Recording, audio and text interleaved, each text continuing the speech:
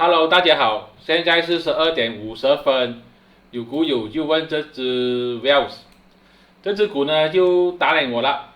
我2次讲不要追高呢，谁知道它就越来越高。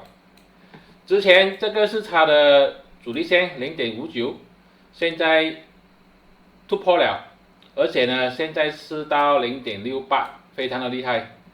这个时候可以追高吗？我是讲我还是不建议追高了呀。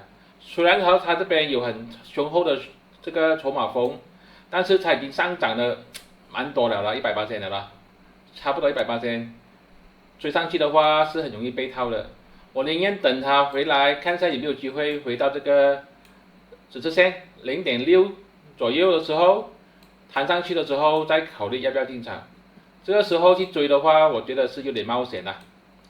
当然，如果你觉得可以追的话，你就追吧，因为它还有很多这个筹码峰在底部，成交量也不是很多，好像还有机会，但是我不敢冒险啦。